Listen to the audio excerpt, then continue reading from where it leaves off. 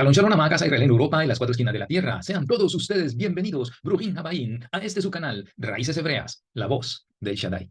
Amigos, amigas, Ajim Be'ajayot, Javerín Javerot, sean todos bienvenidos a una nueva porción semanal. La porción de esta semana lleva por nombre Naso, para allá número 35 desde Génesis, y es la segunda del libro de Bemidbar o el libro de Números. Y esta paracha se lee siempre después de Shavuot. Hemos pasado ya la festividad de Shavuot, de la fiesta de las semanas, donde estuvimos durante un proceso de 49 días, preparándonos espiritualmente, mentalmente, físicamente, desarrollando nuestra capacidad de adoración, de exaltación, de conocimiento delante del Eterno. Y llegamos entonces a ese momento culminante de dar los primeros frutos, de comenzar a recibir de parte del Eterno su Ruach Codes, recibir más y más de su palabra. Y entramos a esta paracha, donde se dan puntos muy importantes. En esta paracha vamos a ver temas importantísimos como la función de cada de estas tribus o de estos hijos de Leví que debían desarrollar específicamente tareas dentro del Mishkan, de los 30 a los 50 años, una función muy importante. Ahí vemos también cómo en Lucas capítulo 3, 23 dice que nuestro Mashiach también comenzó a la edad de más o menos 30 años a su ministerio, a ministrar la palabra del Eterno. Vemos que eso todo es toraico, todo tiene base en la Torah. Esta paracha, amados hermanos, se lee, como dije, después de Shavuot, esa festividad que nos llevó al recibimiento de la Torá, donde nos gozamos, esa festividad también de conmemorar el recibimiento del Ruach HaKodes. La Torá, amados hermanos, se recibe todos los días. Lo que estamos haciendo en el día de hoy es estudiar la palabra, aprender más del Eterno, santificarnos más a través de su palabra. Y entonces en esta paracha vemos eso, ese conteo, esas funciones de los levitas, de los hijos de Leví, ¿cierto? Que es, Gersón continúa porque la paracha pasada terminó el capítulo 4, verso 20, donde se contaron los hijos de Coat, pero ahora continúa con los otros dos hijos de Leví, que eran Gersón y Merari. Se hace el conteo, se les da la administración de todas estas funciones dentro del Mishkan correspondiente, y eso es lo que el Eterno quiere, porque el Eterno es un Elohim de orden, Elohim de orden. Elohim no le gusta el desorden, él es un Elohim de paz, él le gusta que las cosas sean organizadas desde un principio, desde la creación del mundo. Cada día eh, le dio una nueva creación, cada día creó él algo nuevo, y cuando ya terminó le entregó la administración a Adán y Eva para que ellos funcionaran y se encargaran de administrar lo que él había creado. Asimismo vemos esta función en el templo. El Eterno manda a construir este Mishkan en el medio del desierto para él vivir allí, pero cada cosa tenía una función. Asimismo, entonces escoge a los levitas para darle estas funciones, y a cada tribu, a cada varón comenzó a darle funciones, cada familia. ¿Ok? Entonces esta para allá es continuación de la anterior. El conteo, levantar, esa palabra naso significa levanta, levanta, sí, las cabezas, hacer un conteo. Continuamos entonces con ese conteo. Esta paracha entonces nos da un valor numérico de 9. El valor numérico de naso es 351. 3 más 5 igual a 8, más 1 igual a 9. Y esto nos arroja la letra tet. La letra tet es la letra número 9 del Aleph Bet. Y el número 9, como habíamos dicho, el número 9 es el valor numérico de la palabra emet. Si hacemos la gematría de la palabra emet en hebreo, nos da un total de 9. Así que hoy vamos a ver mucho más verdades que el Eterno nos quiere ministrar a través de esta paracha, de esta porción. El total de versos de estos capítulos, desde el 4:22 al 7:89, que es la extensión de esta paracha, hay un total de 175 versos. Si hacemos gematría, 7 más 1 es igual a 8, más 5 igual a 13. 13 es el valor numérico de la palabra Ahabá. Muchas veces ya lo hemos visto, lo hemos estudiado. 13 es el número de Ahabá, de esa palabra hebrea, y también de la palabra Ejat. Amados hermanos, el Eterno nos está entregando más verdad en el día de hoy como resultado de la gematría de Naso, y también nos va a entregar el total de todos estos versos de esta porción en amor, algo muy específico. Vamos a hablar muy importante acerca de algo que encierra esta paracha. Se le da la función a los gersonitas de 30 a 50 años, ¿sí? Aptos para el servicio en el Mishkan. ¿Sí? Muy diferente al conteo que se hizo general desde el primer mes a los levitas, que dio un total muy diferente, pero ahorita nos vamos a centrar en estas familias, a Gersón, Coat y Merari, después de los 30 a los 50 años, aptos para el servicio, ¿sí? Y a esa edad comenzó nuestro Mashiach, como dice Lucas 3:23. Coat, Merari tuvo un total de 2.750, Coat 2.750 y Merari 3.200. Estos cargaban los objetos todo con detalle. El Eterno le da la instrucción a Moshe para que cada uno funcione de acuerdo a la instrucción que el Eterno dio, y esto lo vemos durante toda la Biblia. Durante toda la Biblia vemos que nuestro Abba es un Elohim de orden, como dice 1 Corintios 14:33, porque Elohim no es un Elohim de desorden, sino de paz, como es costumbre en las congregaciones de los creyentes. Ahora es importante que nosotros transmitamos este mensaje a toda congregación, a toda institución, el orden, ¿sí? De que nosotros, como representantes del Eterno aquí en la tierra, ¿sí? Como sus hijos, y que somos llamados a hacer luz, llevemos ese orden dentro, primeramente, de nuestro hogar, en nuestra propia vida, sea un orden, que seamos ejemplo para nuestros hijos, para nuestra familia, que podamos ser un orden, un ejemplo dentro de nuestro trabajo, en nuestra institución, en nuestro estudio, que se vea la diferencia, que se marque la diferencia, porque estamos representando a nuestro Elohim, como dice 1 Corintios 14:40, pero todo debe hacerse de una manera apropiada y con orden. Ahora, ¿qué nos enseña también, aparte de esto, que eso se instituyó allá, nuestro Mashiach sigue con el mismo, con la misma estructura para su pueblo. En Efesios capítulo 4, a partir del 11 dice, y él mismo, o sea, nuestro Mesías constituyó a unos apóstoles, a otros profetas, a otros evangelistas, a otros pastores y maestros, a fin de perfeccionar a los santos, a los Kedoshim, para la obra del ministerio, para la edificación del cuerpo de Mashiach. Sí, hasta que todos lleguemos a la unidad de la fe y del conocimiento del Hijo de Elohim, a un varón perfecto, a la medida de la estatura de la plenitud de nuestro Mashiach, para que ya no seamos niños fluctuantes llevados por doquiera de todo viento de doctrina, por estratagema de hombres, para engañar, emplean con astucia las artimañas del error. O sea, el Eterno, esta estructura del orden, lo ha dado desde el principio, desde la creación, y lo sigue haciendo a través del Mishkan en el desierto, poniendo estas familias, poniendo tareas específicas para desarrollar, y nada de eso tendría que mezclarse con otro. El que hacía una cosa no debía involucrarse en lo del otro. Es un ejemplo para nosotros. En el lugar que el Eterno te ha llamado, de la manera que el Eterno te ha llamado, desarróllate ahí, aprende, estudia y desarrolla aquellas cosas que el Eterno ha puesto en tu corazón, las habilidades, los dones, los talentos que ha puesto en el Eterno, desarrollalos para Él. No te inmiscuyas en la obra de otros, no envidies a otros la situación de otros. ¿Ok? Lo que el Eterno ha puesto en tus manos, tráelo para que eso progrese, que eso crezca y se haga para beneficio de toda la Kehilá. Ese es el propósito de lo que el Eterno está haciendo aquí con las funciones de estas familias, de Gersón, de Coat, que ya la contaron en la parasha pasada, y de Merari. ¿Ok? El total de estas tres familias aptos para el servicio en el Mishkan de 30 años en adelante hasta los 50 fueron 8.580, tal como el Eterno le ordenó a Moshe, y eso debe transmitirse a nuestra vida. Sobre cada uno de ellos reposaba el cargo, la responsabilidad, la habilidad para desarrollarlo. Amado, debemos desarrollar la habilidad aprendiendo, estudiando, no nos quedemos ignorantes. Aprendamos un arte, desarrolla ese arte, esa habilidad que tú tienes. Pídele al Eterno, Él te ayudará. Si te la dio, Él te va a preparar, Él te va a equipar para desarrollar eso. Cada uno debe saber lo que le corresponde hacer, porque esto es muy delicado, para el Eterno es muy delicado, pues ya vimos que nuestro Abacados es un Elohim de orden. Por esa es la razón de los hijos de Aarón murieron al entrar a un lugar donde no se les había mandado a hacer. Ellos ofrecieron un fuego extraño, y ese fuego extraño es que se metieron o se sucumbieron en algo que no se le había llamado a hacer. Por esa razón, el Eterno dice, me glorificaré en aquellos, ¿verdad?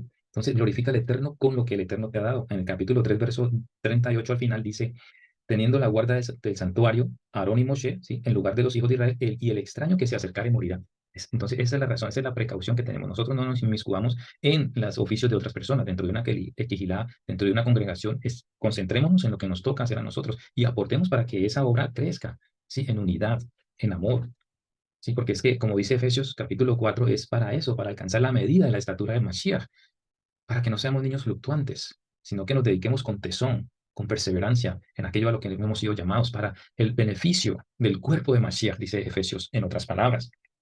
Nuevamente vemos la separación del campamento a aquellos que en el capítulo 5 se habla acerca de los impuros, ¿sí? De los que tenían lepra.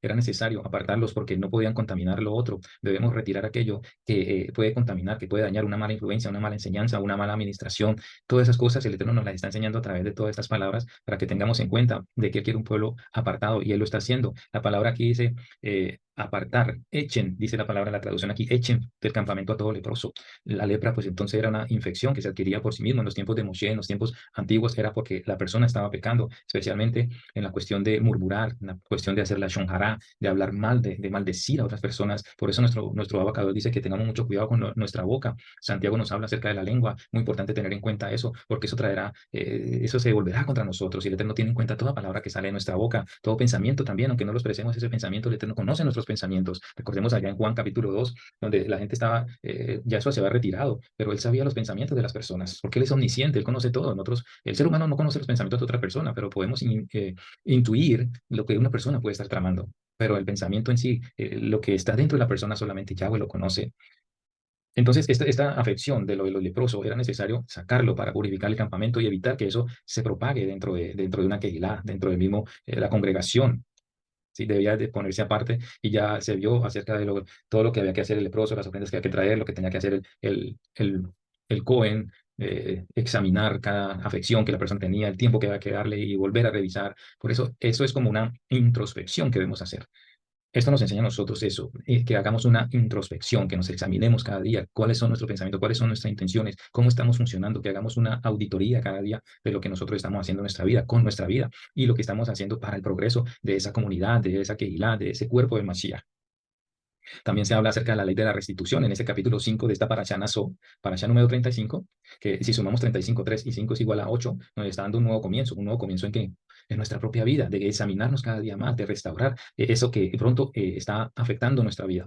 Conectemos todos estos puntos para darnos un nuevo comienzo. Cada día es una nueva oportunidad, amados hermanos. No tenemos que esperar a Shemini a hacer allá en la fiesta de los tabernáculos para comenzar de nuevo. No, cada día, dice, es una oportunidad que el Eterno nos da porque Él ha confiado en nosotros para que nosotros cambiemos, seamos transformados a la estatura del varón perfecto.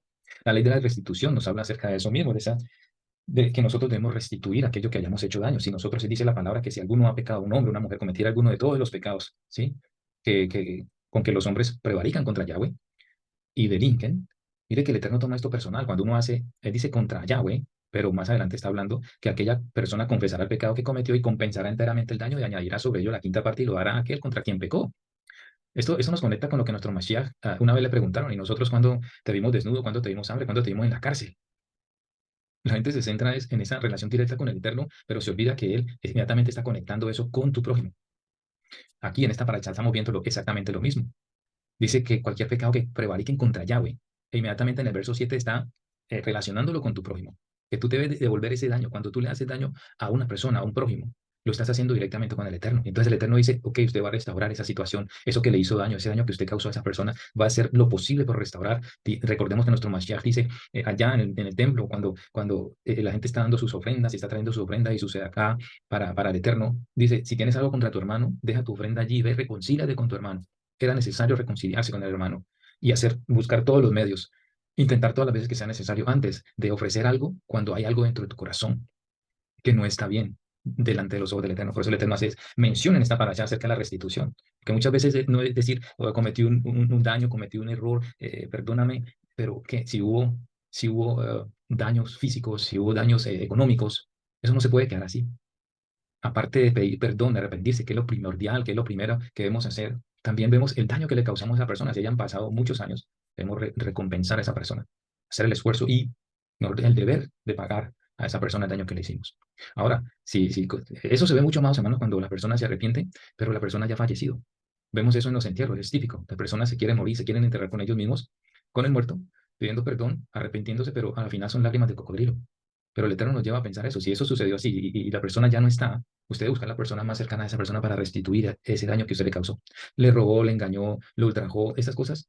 Se le pide perdón, pero también debemos buscar la manera de restituir a sus seres a más allegados a la persona. Si no los tiene, entonces debemos hacer el propósito de hacer esa compensación, dándola al Cohen, dándola al pastor, dándola esa restitución delante de Yahweh, pagar ese tributo, ese daño material que nosotros hicimos a esa persona que ya no está o que ya no la encontramos en ningún lugar. Esto es lo que está diciendo el Eterno. Debe haber una pureza, debe haber un arrepentimiento con compensación en nuestras vidas. También se habla en esta paracha acerca de la ley de los celos. La ley de los celos o la mujer sotá, acerca de los celos y el adulterio. Cuando un hombre cela a su mujer, eso es algo que quiero conectar con lo que arrojó los versos de esta parashá 175 para un total de 13. 13 es el valor numérico de Ahabá, Ahabá, el amor en que aquí podemos aplicar esa ley de los celos, está hablando de algo sagrado para el Eterno. ¿Qué nos dice la palabra a nosotros en Hebreos 13:4? Dice, tengan todos en alta estima el matrimonio y la fidelidad conyugal, porque Elohim juzgará a los adúlteros y a todos los que cometen inmoralidades sexuales. Eso se refiere el Eterno con esta paracha acerca de la ley de los celos. Ok, hay unas instrucciones acerca de esta sospecha que tiene el hombre que vio que su mujer tiene sospechas, un celo. Ahora, cuando se relaciona el celo en el ser humano, es como esa envidia, como ese odio que se levanta dentro del corazón de una persona por algo exterior o que ve en su prójimo, ¿verdad? El Eterno también dice que el Eterno es un Elohim celoso, pero todo refiriéndose al celo que tiene por su pueblo, al celo que tiene por la tierra que él bendijo. Cuando los pueblos se meten en guerra, cuando le hacen daño a su pueblo, el Eterno tiene en cuenta esas cosas y por dentro dice que él cela a su pueblo, ¿sí? Quiere la ira y se va en contra de sus enemigos. Eso es muy importante tener en cuenta que nuestro Abacados ama al pueblo de Israel, ama la tierra de Israel donde él puso su nombre, ¿cierto? Estas cosas entonces el Eterno quiere transmitir a nosotros ese celo, primeramente por amarle a él, ¿sí? Dedicarnos completamente a él.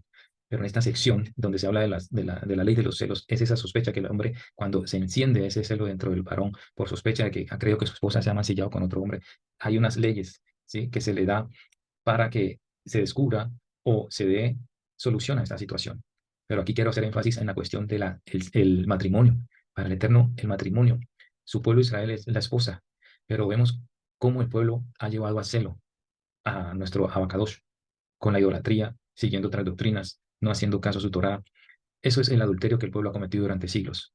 Pero el Eterno sigue amando y siente ese celo para que esa esposa vuelva. Aquí tenemos la imagen de Osea, cuando el Eterno le dice a Oseas que se case con esta mujer prostituta, sabiendo todo lo que podía acarrear. Y vemos cómo esta mujer, vez tras vez, se iba detrás de otro hombre, adulterando con su esposo, ¿sí? Adulterándolo. Entonces, para el Eterno, el hacer énfasis sobre la ley de los celos es muy importante porque hay una relación entre el Abacados y su pueblo Israel, lo mismo que vino a hacer nuestro Mashiach en el sacrificio, hasta ese punto de él mismo llevar esa condena en sí mismo, aunque él no fue el que falló, sino nosotros, esa ofrenda que presenta nuestro Mashiach, de él mismo presentarse, esa ofrenda elevada delante del Eterno, ese Omer Reshit, presentarse como se hacía aquí mismo en esta ley de la shotá, de la mujer adúltera, que debía traer una ofrenda. El mismo Mashiach se presenta delante del Padre. Por eso el énfasis de esto es el matrimonio, lo sagrado que el Eterno tiene, sí, en alta estima el matrimonio. Dice entonces el escritor de Hebreos, tengan todos en alta estima el matrimonio, porque para Yahweh el matrimonio, recordemos que pasamos la festividad de Shavuot y en esa festividad estamos viendo ese anhelado matrimonio, ¿sí? Que, que se vio interrumpido por el adulterio del pueblo. Y hay una conexión acerca de esta ley del adulterio, de esta ley de la sotá, sobre lo que se preparaba para descubrir si esa mujer se le daba la oportunidad al hombre primeramente porque era el que se llenó de celo, porque había sospecha en su corazón de que ese matrimonio había sido mancillado. Entonces había una solución. El Eterno daba la oportunidad de que esto se solucionara. Él iba a hacer todo lo posible para que ese matrimonio, ese shalom bait, esa paz conyugal, ese paz marital permaneciera, porque el Eterno desde un principio, capítulo 2 del Bereshit, nos dice todo lo que el Eterno unió al hombre y a la mujer. Para el Eterno es en alta estima el matrimonio. Dice el Génesis Bereshit capítulo 2 verso 24, por tanto dejará el hombre a su padre y a su madre y se unirá a su mujer y serán una sola carne, serán una sola carne. Desde el principio el Eterno estableció esa unión entre hombre y mujer. Para él es sagrado el matrimonio. Y Shaul, o el que escribió Hebreos, nos está recordando eso. Tengan ustedes en alta estima el matrimonio, porque para el Eterno es sagrado el matrimonio. Por eso él, inclusive, se dice que el nombre de Yahweh se escribía sobre una placa de arcilla y estaba dispuesto a que el nombre de él se borrara dentro de ese agua que se prepara agua separada, agua apartada, ¿sí? Agua bendita, agua santificada, en una vasija de barro con polvo del Mishkan, y el nombre del Eterno se introducía allí, que él estaba dispuesto para salvar ese matrimonio, lo mismo que hizo nuestro Mashiach, que venir a morir para que ese matrimonio se llegue a dar más adelante. Estamos hablando aquí de las bodas del Cordero. En la fiesta de Shavuot se hablaron de estos tres temas que fueron el Israel al pie del monte para decir Naaseh Benishma. También hablamos de la venida del Ruach HaKodesh para revelar completamente la Torah en nuestras vidas y hacernos conscientes de que ese matrimonio allá en el Sinaí quedó en pausa, quedó quebrantado por ese adulterio y que ahora nosotros podamos entender que teniendo la Torá vamos a cumplir sus mandamientos, vamos a obedecer sus mandamientos para que ese día tan anhelado, que son las bodas del Cordero, el matrimonio que quedó interrumpido en Sinaí, se dé en los últimos tiempos con nuestro Mashiach. Esa es la razón, mis amados hermanos, que el Eterno da todo, lo da todo aquí, da esa oportunidad para que ese matrimonio no se destruya. ¿Cuántos matrimonios hay destruidos? ¿Cuántos de nosotros pasamos de pronto por situaciones donde se desmoronó ese matrimonio, tal vez de años, y dejó de funcionar? Pero usted no está dando esa oportunidad para esas nuevas generaciones, para esa nueva oportunidad en un matrimonio donde se puede desmoronar por este tipo de situaciones, que primero se lleve delante del Eterno, que se restaure esa relación, que haya claridad, que haya santidad en el matrimonio. Eso es lo que el Eterno está mostrándonos aquí. Ahora, se hacía este procedimiento delante del sacerdote, la mujer era traída por el hombre a delante del Cohen para hacer este procedimiento y darse cuenta si la mujer realmente estuvo mancillando su matrimonio o no. Si era mancillado, entonces la mujer iba a recibir una maldición sobre ella misma, sobre su cuerpo, iba a morir, mejor dicho, era destrucción. Pero si la mujer realmente no había tenido nada, pues iba a recibir bendición de parte del Eterno, iba a comenzar a tener hijos, ¿ya? Y el hombre quedaba completamente libre de esa condena también de sí mismo, ¿no?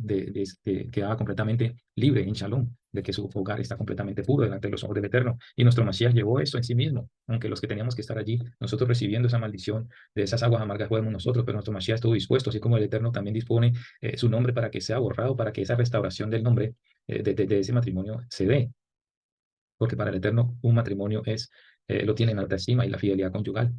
Pero recordemos que los adúlteros serán juzgados, no heredarán el reino de Elohim. Así es, mis amados hermanos. Como dice 1 Corintios 6, del 9 al 10, dice, ¿no sabéis que los injustos no heredarán el reino de Elohim? No erréis, ni los fornicarios, ni los idólatras, ni los adúlteros, ni los afeminados, ni los que se echan con varones, ni los ladrones, ni los ávaros, ni los borrachos, ni los maldicientes, ni los estafadores heredarán el reino de Elohim. No es posible que estas personas que practican estos pecados hereden el reino de Elohim. Por eso miren que el Eterno nos prepara a través de todas estas parashot, de todas estas porciones en la Torah, para que nosotros aprendamos a vivir la palabra en nuestra propia vida. Continuamos, amados hermanos, después de que pasa esta situación y se soluciona la situación del matrimonio, ¿ya? Con esta prueba que se hacía delante del Eterno. Venimos en el capítulo 6 acerca del tema del voto nazareno, el voto nazareo, algo también que es particular en esta paracha, consagrarnos al Eterno. Vemos, nos muestra esto de la infidelidad y de la idolatría que comete cualquier ser humano, apartándose del camino del Eterno, lo que es para el Eterno el rechazar su palabra, el irse tras otros dioses, el irse tras otras doctrinas y no buscarlo a Él o reemplazar la adoración al Eterno a través de otros de conocimiento, de filosofías. Para el Eterno esto es idolatría, esto es adulterio. ¿Ok? Entonces viene y nos enseña acerca del voto nazareno, que es completamente una consagración, que abre la puerta también para el hombre o para la mujer que se apartare haciendo voto nazareno para dedicarse a Yahweh. Vemos en la palabra del Eterno dos hombres que fueron dedicados, uno desde el vientre de sus madres, Sansón primeramente, un encuentro completamente directamente llamado del Eterno, y a Samuel también, la mujer que su madre anhelaba tener un hijo y ella dijo, yo voy a consagrar a ese hijo, será para siempre al servicio de nuestro abacados. Vemos la diferencia, marcada diferencia en contraste entre lo que fue Sansón, fue dedicado, fue llamado con ese propósito, pero al final Sansón tuvo una desviación en su vida, que lo llevó pues a su muerte.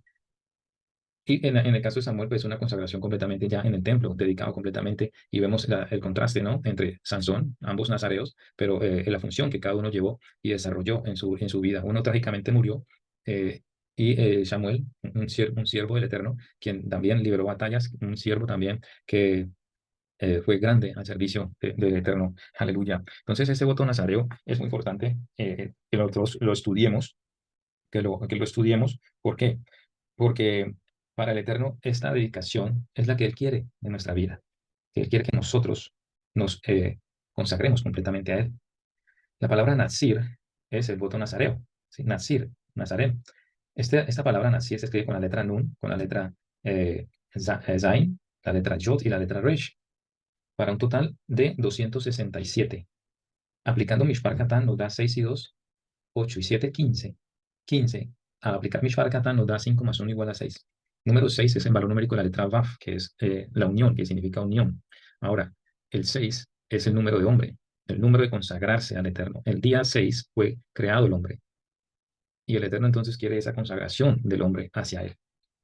Ahora, hay unas particularidades en esto de cómo consagrarse, cómo nos consagramos. Pues en estos tiempos, amados hermanos, esa consagración envuelve muchas cosas en nuestra vida. ¿Cómo nos debemos consagrar delante del Eterno? Pues a través de apartándonos de cosas que van a distraer nuestra mirada de la vaca 2. En el caso del nazareato, en el caso del nazareato, se le practicaban ciertas cosas o prohibiciones.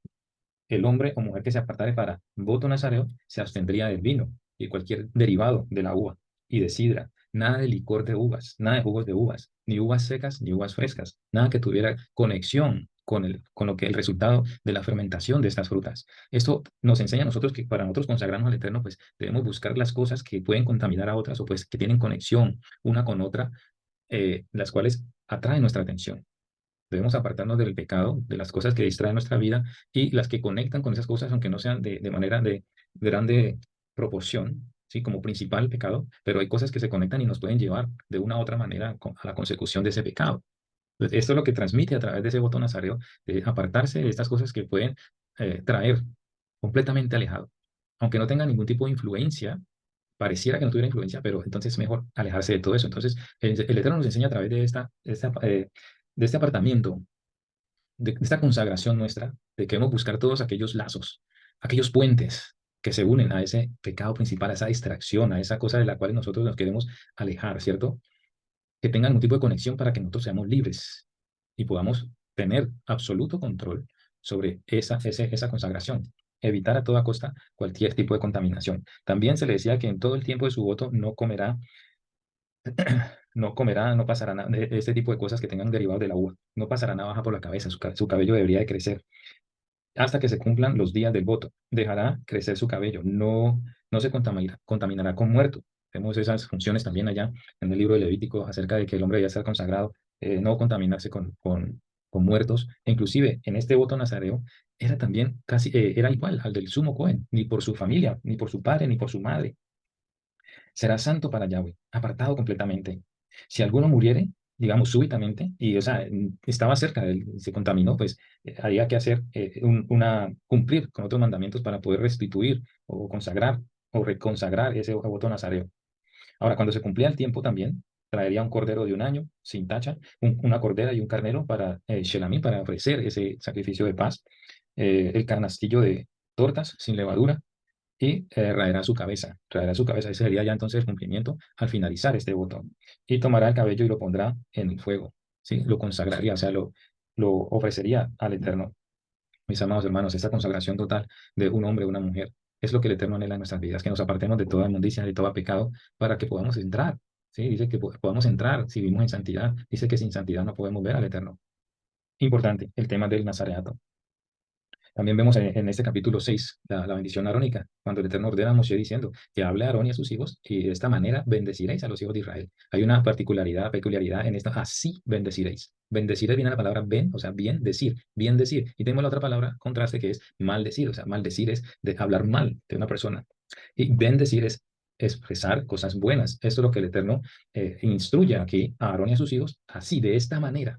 ¿Cuál manera? En los 3 versículos siguientes vamos a ver que se pronuncia el nombre de Yahweh. De esta manera ustedes van a bendecir a el pueblo de Israel, pronunciando mi nombre, y el que el Eterno quiera, a través de su voluntad, de su amor por su pueblo, bendecir, guardar, que su presencia resplandezca sobre la persona, que esa es la voluntad del Eterno, resplandecer su rostro sobre ti, o sea que en ti se haya reflejado el rostro del Eterno, que la gente al fuera pueda decir que este hombre es un hombre de Elohim, era un hombre justo. Y muchas veces en la palabra encontramos, no era un hombre justo, y este hombre era justo. Estos hombres eran justos, los padres de tal hombre eran justos, hacían la voluntad del Eterno, ¿cierto? Entonces, eso es que el Eterno quiera en nosotros hacer resplandecer su rostro.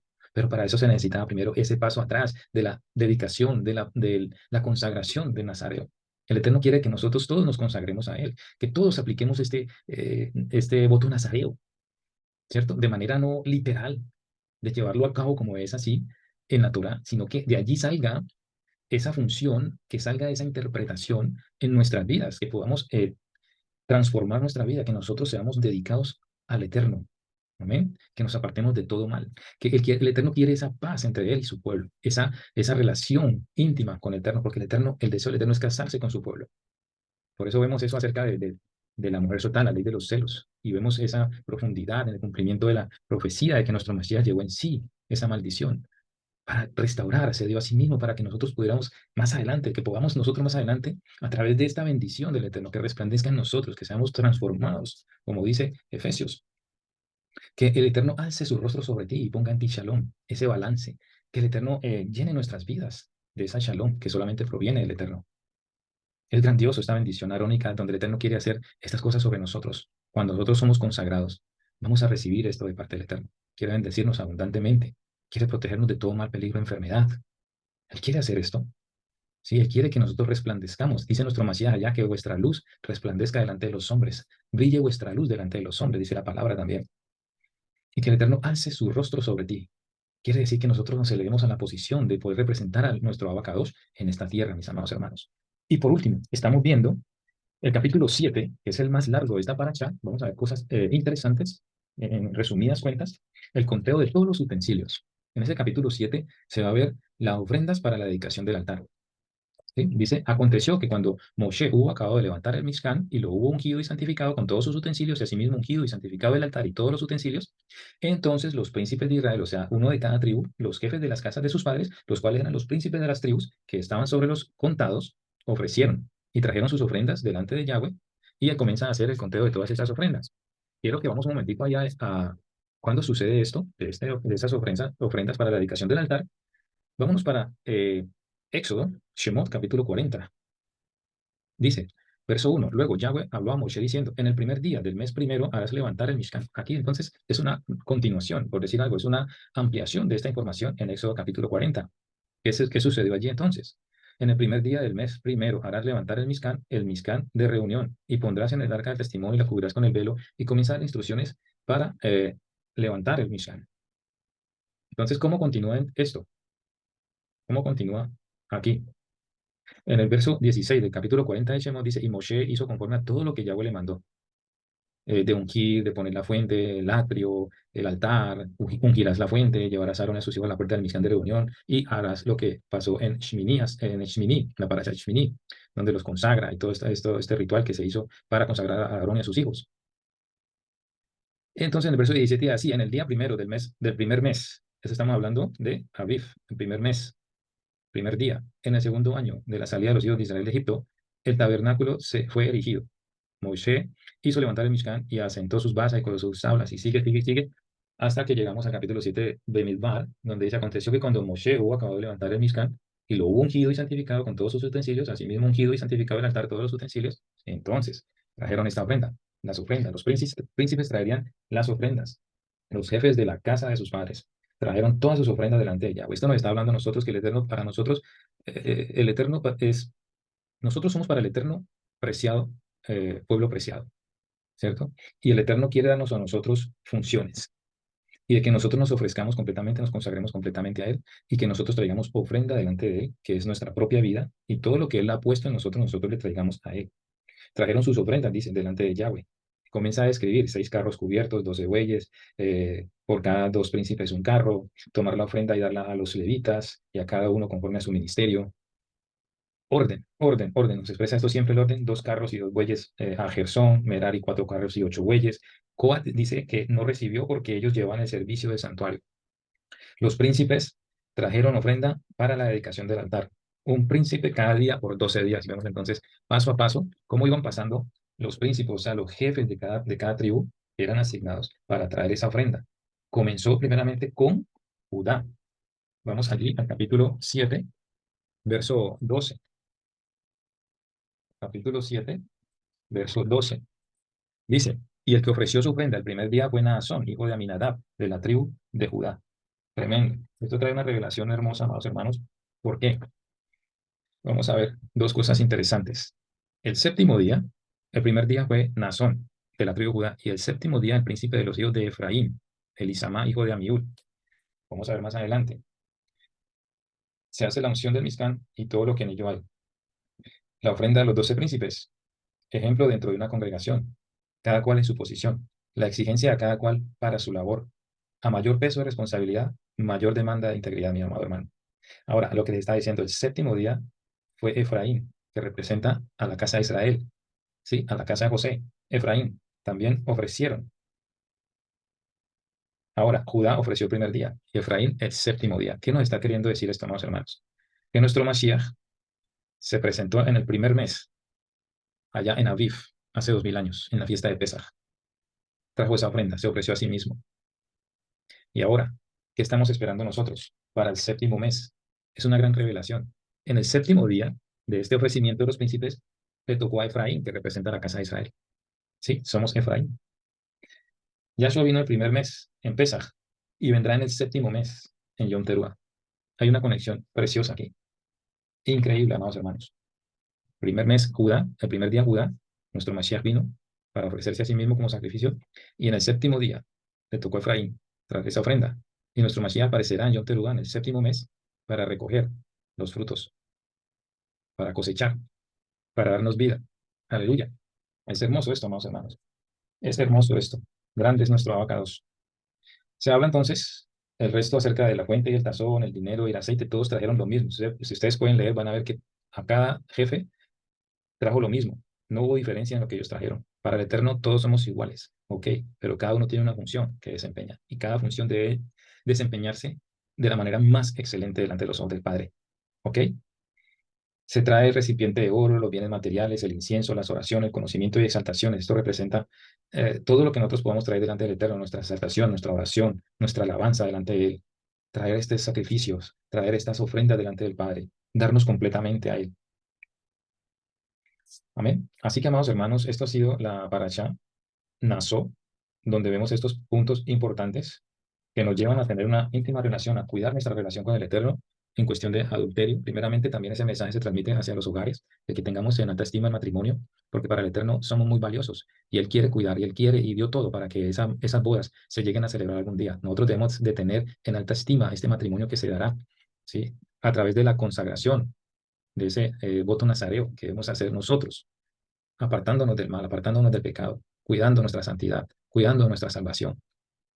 Y como vemos en el último capítulo, cada uno traer al Eterno ofrenda, ofrenda encendida, nuestras oraciones, nuestras exaltaciones, nuestras acciones de gracias delante del Eterno, consagrarnos completamente, recibir de Él, quiera Él bendecirnos, para nosotros ir prosperando en este caminar. De esta manera, mis amados hermanos, entregamos esta parashá muy hermosa, muy valiosa, y nos vemos en la próxima parashá, número 36, Bejalotja, cuando se nos habla acerca del aceite para las lámparas, ¿sí? Acerca de cómo se deben encender las lámparas en el Mishkan. Que el Eterno te bendiga y te guarde, que el Eterno haga resplandecer su rostro sobre ti y tenga de ti misericordia, que el Eterno hace su rostro sobre ti y ponga en ti shalom, amado hermano. Bendiciones para todos, que espero que haya sido de gran bendición este mensaje y que lo apliquemos en nuestra vida para el crecimiento personal y de la Kehilá. Shalom, shalom, amados. Leitraot.